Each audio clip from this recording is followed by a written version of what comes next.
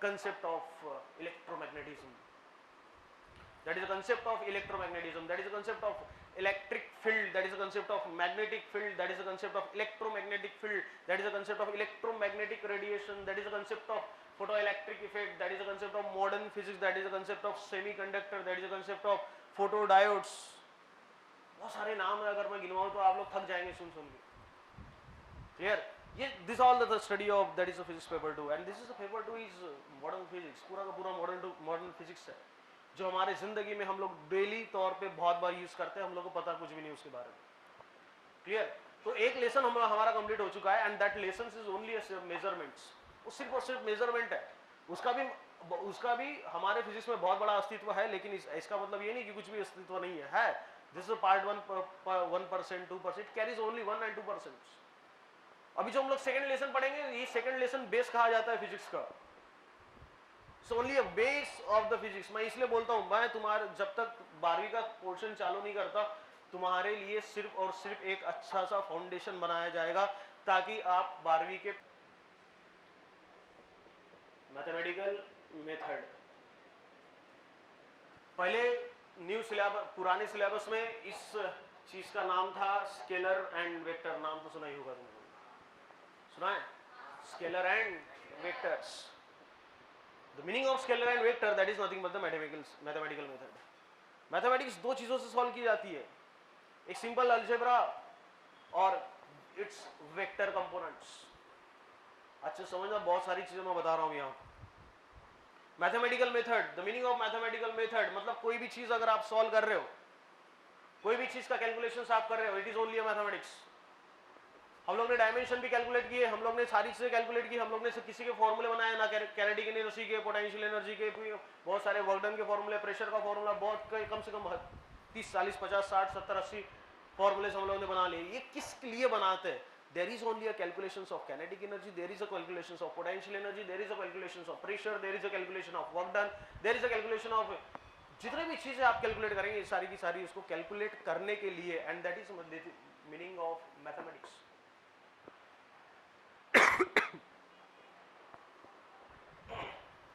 The meaning of method दो प्रकार से होगा.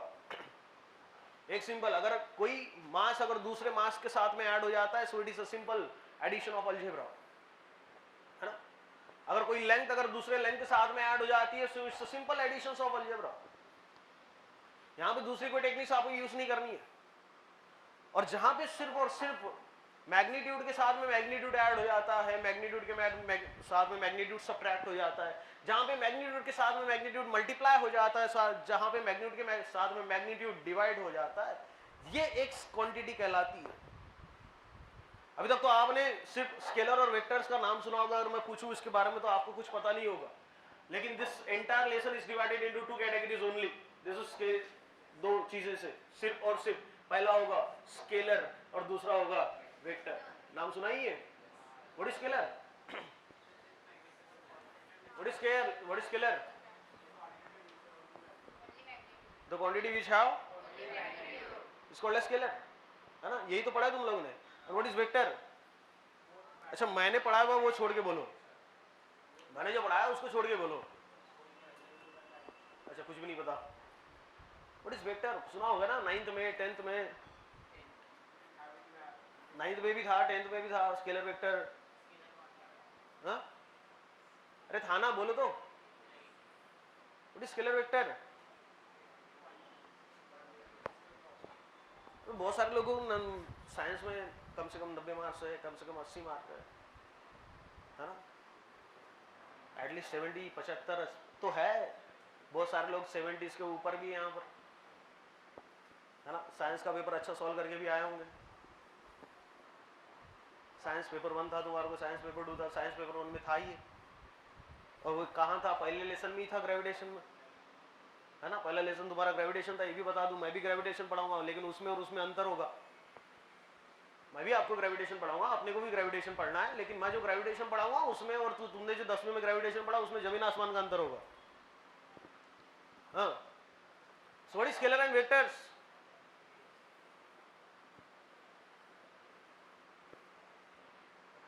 जहां सिर्फ मैग्नीट्यूड होता है, जहां पे सिर्फ क्या होगा? उसको स्केलर कहते हैं. And what is meaning of magnitude? Number and it's reference unit. Number और उसका रेफरेंस यूनिट, उसको कहते हैं हम लोग मैग्नीट्यूड. जैसे हमने बोला कि भैया ये इसकी लेंथ कितनी है, 2 metre. That 2 and metre is what? Magnitude. 2 metre क्या हुआ? सिंपल सी बात है, 2 मीटर क्या हुआ तुम्हारा ये. अगर मैं स्केलर की बात करूं तो स्केलर में सिर्फ क्या होना चाहिए? मैग्नीट्यूड. स्केलर में क्या होना चाहिए? Magnitude. And what is meaning of magnitude? That is, अगर मैं बोलूं लेंथ के टर्म्स में, तो लेंथ के टर्म में क्या होगा? That is 2 metre and 2 metre is what? Magnitude. अगर मैं पूछिए क्लास की लेंथ है भैया हमारी 10 मीटर है, so that 10 metre is what? Magnitude. अगर मैं बोलूं कि ये ऑब्जेक्ट का मास 5 kg है, so that 5 kg is what? Magnitude. ये 5 और ये kg, 5 क्या है? Numerical value. kg क्या है तेरा? यूनिट. क्लियर? और ये न्यूमेरिकल वैल्यू और यूनिट बना के क्या बनाता है? मैग्नीट्यूड. और एक जो क्वांटिटीज होती है, so that quantities has only magnitude. मतलब एक कोई भी क्वांटिटी जिसमें सिर्फ क्या हो? मैग्नीट्यूड, उसको कहते हैं हम लोग स्केलर. समझ में आ रहा है? So scalar, that is, scalar is what? The quantity which has only magnitude. एक ऐसी क्वांटिटी जहां पे क्या हो? सिर्फ मैग्नीट्यूड हो, उसको क्या कहेंगे वो लोग? Scalar quantity. क्या कहेंगे? Scalar. So it simply means that कि मैथमेटिकल मेथड में आप दो क्वांटिटीज आप पढ़ेंगे, so we have to study about only 2 quantities and that is the scalar quantity and vector quantity. Clear? तो क्वांटिटी जो फिजिकल क्वांटिटी होती है वो फिजिकल क्वांटिटी जानते हैं ना तुम लोग? सो what is physical quantity?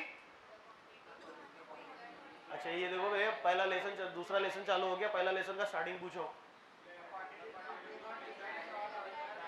The quantity which can be measured directly और in which the law of physics can be applicable. क्या उसी को फिजिकल क्वांटिटी कहते हैं? वो भी फिजिकल क्वांटिटी दो क्वांटिटी में डिवाइड थी, याद हो तो? Fundamental and derived. कुछ याद है ना? ठीक है. तो यहाँ पर हम लोग मैथमेटिकल मेथड पढ़ेंगे दो क्वांटिटीज से. That means physical quantity is divided into here 2 categories, scalar quantity और. तो एक होगी तेरी स्केलर क्वांटिटी, दूसरी कौन सी क्वांटिटी रहेगी? Vector quantity. कौन सी क्वांटिटी? वेक्टर. पहले मैं स्केलर को पूरी तरीके से हम लोग कंप्लीट कर लेते. What is a scalar? जहां पे सिर्फ क्या हो? जहां पे सिर्फ क्या हो? The quantity which has only magnitude हो. और what is meaning of magnitude? जहां पे एक न्यूमेरिकल वैल्यू साथ में क्या उसका यूनिट? रेफरेंस यूनिट होना चाहिए, तो उसको क्या कहेंगे हम लोग? Magnitude. And what concept of magnitude is numerical value and reference unit. Numerical value and that is a term is called, उसको क्या कहेंगे हम लोग? मैग्नीट्यूड. क्या इतना क्लियर हुआ? ठीक है. ये तो चीज होगी मैग्नीट्यूड की. That means the scalar quantities. What is the definition for scalar quantity? The quantity which has only magnitude. The quantity which has only is called as what? Scalar quantity. ठीक है. तो बोलो definition. What is scalar quantity? The quantity which has only magnitude. The quantity which has is called as scalar quantity. ठीक है. तो scalar quantity में कौन सी क्वांटिटी आती है, तो हम लोग ध्यान में रखेंगे. तो एग्जांपल के तौर पे अगर मेरे को लेनी है स्केलर क्वांटिटी, तो स्केलर क्वांटिटी में सबसे पहली स्केलर क्वांटिटी आती है तुम्हारी लेंथ. क्या आएगी? Mass is also scalar quantity. ठीक है. Time is also scalar quantity है क्या? हाँ. Distance is also scalar quantity. Distance है क्या? अच्छा. डिस्प्लेसमेंट तो डिस्प्लेसमेंट किस में आएंगे? वेक्टर में. ठीक है. अच्छा. डिस्टेंस स्केलर है. बोल. स्पीड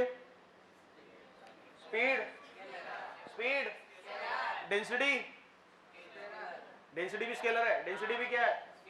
ठीक है. And etcetera. This are the example for the scalar quantity. Clear? क्या क्या एग्जांपल ध्यान में रखेंगे? Length, mass, time, speed. Temperature भी तुम्हारी स्केलर क्वांटिटी, याद रखेंगे तुम्हारा ना. टेम्परेचर भी क्या है तुम्हारी? Scalar quantity. टेम्परेचर. अगर मैं करंट के बारे में बात करूं तो करंट भी स्केलर क्वांटिटी में आता है. हालांकि current is a tensor quantity. एक तीसरी प्रकार की क्वांटिटी मैं बताऊंगा तुम लोग को एक्स्ट्रा नॉलेज के टर्म्स में. एक तीसरी प्रकार की क्वांटिटी भी होती है, एक जिसको बोलते हैं टेंसर. ठीक है. सिर्फ समझने के लिए ध्यान में रखना, ये आपके सिलेबस में नहीं है. ठीक है. ये उन लोगों के लिए जो एंट्रेंस करना चाहते हैं, है ना.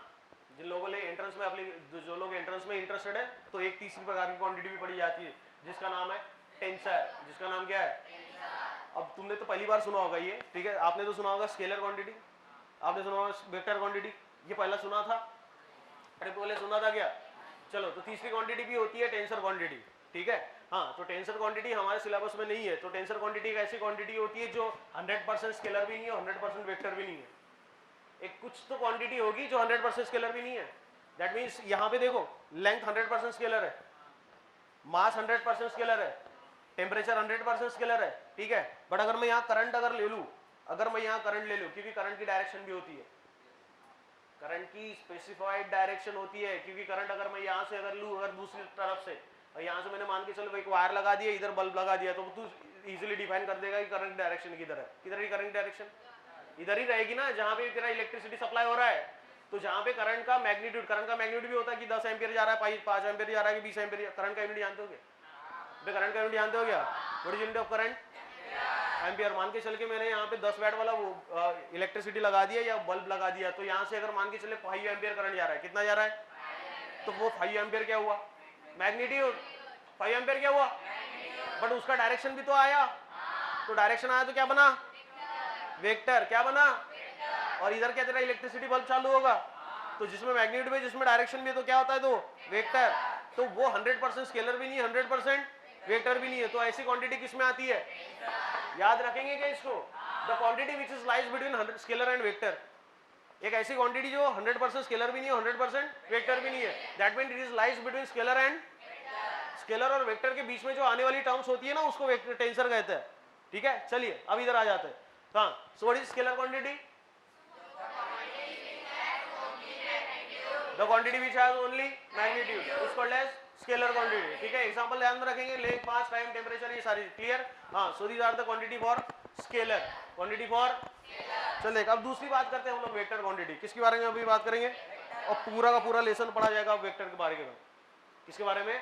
वेक्टर के बारे में। थोड़ा ठीक है, प्रोनाउंसिएशन समझ में आ रहा है ना तुम लोग को? थोड़ा सा सर्दी से पागल हो गया हूँ मैं, ठीक है, बाकी कुछ नहीं है। तो प्रोनाउंसिएशन नहीं समझ में आ रहा होगा तो, बट आ रहा है ना, ठीक है। चलिए, तो वेक्टर क्वांटिटी के बारे में बात करते हैं। तो व्हाट इज वेक्टर क्वांटिटी? एक ऐसी क्वांटिटी जिसमें क्या हो? मैग्नीट्यूड। जिसमें क्या हो? मैग्नीट्यूड तो हो। अब मैग्नीट्यूड क्या चीज होती है वो बहुत अच्छे से समझते हैं तुम लोग, ठीक है। और साथ में क्या आनी चाहिए? क्या साथ में क्या आना चाहिए? तो इसको क्या कहेंगे हम लोग? वेक्टर। क्या कहेंगे उसको? चलिए, तो भैया आपके पास में मैग्नीट्यूड भी है जिसमें क्या हो? डायरेक्शन, ठीक है। उसको क्या कहेंगे हम लोग? Vector quantity. लेकिन यहाँ एक चीज आपको स्टार मार्क करने लायक है, जहां जिसको बोलते हैं हम लोग पॉइंट ऑफ एक्शन। क्या कहेंगे उसको? Point of action. और इसको दूसरा तरीके से बोला जाता है पॉइंट ऑफ एप्लीकेशन।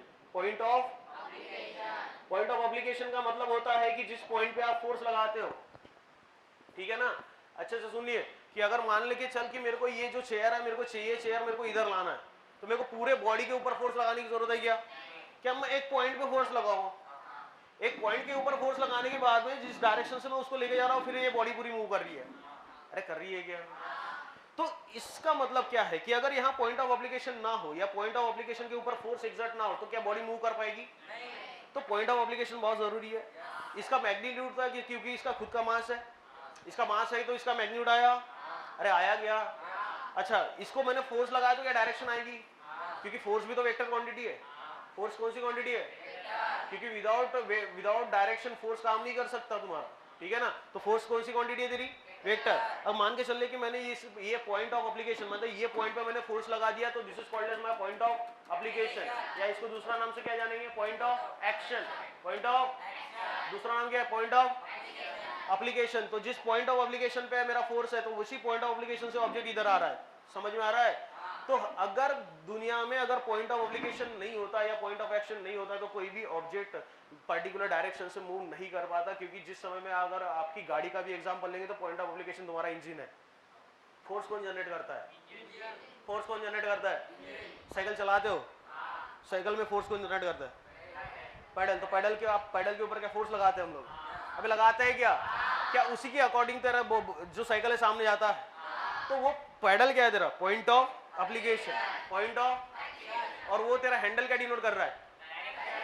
हैंडल क्या डिनोट कर रहा है? तेरा हैंडल डायरेक्शन डिनोट कर रहा है। तेरा जो पॉइंट पे फोर्स लगा रहा है वो क्या डिनोट कर रहा है? Point of application. अब ये तेरा खुद का मास है, और खुद का मास है ना, साइकिल का भी कहीं ना कहीं मास होगा। साइकिल वेटेड होती है ना, तो उसका भी कहीं ना कहीं मास है। तो ये पूरा का पूरा मास हो जाएगा, that is nothing but magnitude. Handle denote कर रहा है डायरेक्शन, और पैडल क्या डिनोट कर रहा है? Point of application. पूरा टर्म क्या किसमें कन्वर्ट हो गया? वेक्टर क्वांटिटी में। नहीं समझा? अरे समझा क्या? ठीक है, मतलब क्या कंपलसरी होना चाहिए? Point of application, point of और what is meaning of point of application? जिस पॉइंट पे हम लोग फोर्स लगाते हैं that is called as point of application. That is nothing but your vector quantity. Clear? So what is the complete definition for vector quantity? The quantity which has magnitude, direction as well as the point of application is called as vector quantity. Clear हो गया क्या? What is vector quantity? The quantity which has magnitude, direction as well as point of application is called as vector quantity. बोल फिर से, what is vector quantity?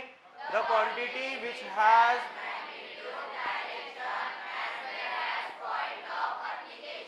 Is called as vector quantity.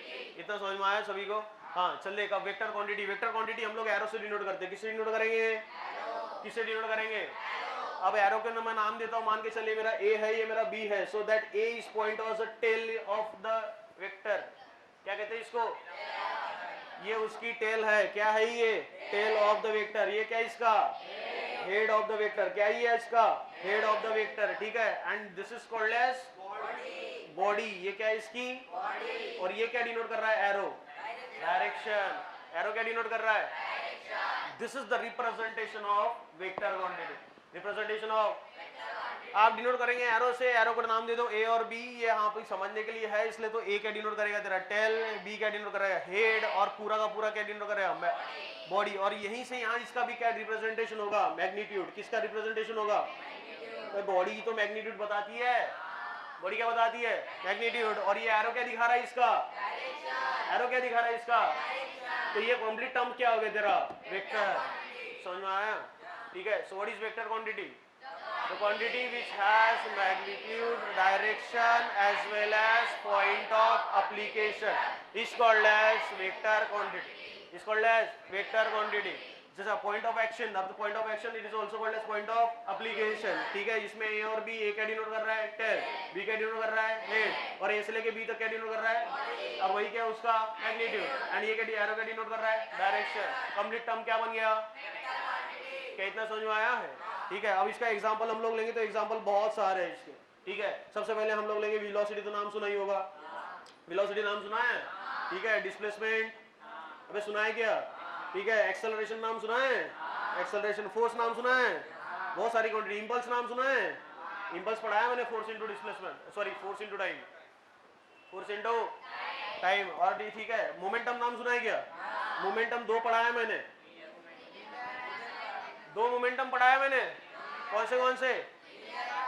Linear और linear momentum. और मैंने 3 प्रकार के motion पढ़ाए. तुमको याद कर अच्छे से. कौन से? हेलो जी, गुड मॉर्निंग. तो भारी सो रहा है तुम. मैं तो ऐसे सो. नींद आ रही है तुम लोग? हाँ इतना इंटरेस्ट से पढ़ा है, नींद आ रही है? स्ट्रेट बैठो तुम लोग. मैं फिजिक्स के साथ में ह्यूमन साइकोलॉजी की बहुत स्टडी करता हूँ. नींद आपको तब आएगी जब आपका इंटरेस्ट नहीं होगा और दूसरी चीज आपका ध्यान नहीं होगा, है ना. इसलिए अगर नींद आनी, अगर किसी को नींद नहीं आ रही तो हम लोग उसको बोलते किताब पढ़ ले, है ना. अगर किसी को हिस्ट्री पसंद नहीं होगी तो हिस्ट्री किताब लेके बैठ जा, पक्का 5 मिनट के बाद में सो जाएगा वो. अरे होगा कि नहीं ऐसा? ठीक है. फिर कोई दवा कोई काम नहीं करती. वो कई लोग तो नींद आने के लिए बड़ी बड़ी दवा खाते हैं, है ना. किताब पढ़ लो. स्ट्रेट बैठो तुम लोग. अच्छा, बात समझ में आ रही सभी को? ठीक है. हाँ. मोमेंटम कितने प्रकार? अच्छा मैं बोल रहा था आपको, मैंने मोशन पढ़ाए हुए. कितने प्रकार के मोशन है दुनिया में? कितने प्रकार के मोशन है? कौन से? Linear motion. लिनियर मोशन का और एक नाम है. मैंने 4 नाम बताया उसके 4. Translational, translatory, rectilinear. कुछ याद है क्या ऐसे? और एक तरह लिनियर मोशन. दूसरा प्रकार का मोशन क्या है? कुछ याद नहीं. वाइब्रेशन. कौन सा मोशन है? वाइब्रेशन का और एक नाम क्या है? ऑसिलेशन. उसका और एक नाम क्या है? To and fro. अबे टू एंड लिखा जाता है, टू डैश फ्रो बुलाया जाता है टू एंड फ्रो. तीसरा सर्कुलर मोशन. शाबाश. Circular motion is a special type of linear motion. Angular motion. कौन सा मोशन? एंगुलर मोशन का और एक नाम है रोटेशनल, क्या नाम है उसका? 3 प्रकार के मोशन पढ़ा है क्या? तो वैसे 2 प्रकार के मोमेंटम होता है, कौन से? लीनियर मोमेंटम और एक एंगुलर मोमेंटम। क्या पूरा इतना टर्म समझ में आ गया है? क्लियर? चल देखा, हम लोग ने स्टार्ट किया सेकंड लेसन का नाम है मैथमेटिकल मेथड। मैथमेटिकल मेथड में क्या पढ़ना है हम लोग को? स्केलर और क्या पढ़ना है? स्केलर और what is scalar? The quantity which has only magnitude is called as scalar quantity. Example क्या याद रखेंगे भैया? ये सारे एग्जांपल याद रहेंगे? ठीक है। What is vector quantity? as well as point of application is called as point of application का और एक नाम क्या होगा? point of ठीक है। तो जहां पे मैग्नीट्यूड है, डायरेक्शन और साथ में क्या होना चाहिए? Point of application. उसको क्या कहेंगे हम लोग? Vector quantity. वेक्टर क्वांटिटी किससे डिनोट करेंगे? एरो से। किससे डिनोट करेंगे? एरो का नाम दे दो ए और B. A is a tail, B is a that is inter quantity body is called as magnitude. Direction क्या डिनोट, एरो क्या डिनोट कर रहा है? क्या बन गया ये पूरा? क्या बना ये पूरा? And these are the example. समझ में आ गया? ठीक है। चलो तीसरी प्रकार की क्वांटिटी बता देता हूं। ठीक है। एक ऐसी क्वांटिटी जो 100% स्केलर भी नहीं है, 100% समझ में आ रहा है? The quantity which is lies between scalar and एक ऐसी क्वांटिटी जो 100% स्केलर भी नहीं है, 100% वेक्टर भी नहीं है और इनको इन दोनों के बीच में आती है, तो ऐसी क्वांटिटी को कहते हैं हम लोग टेंसर क्वांटिटी। कौन सी quantity? The quantity which is lies between scalar and vector. The quantity which is lies between scalar and vector is called as.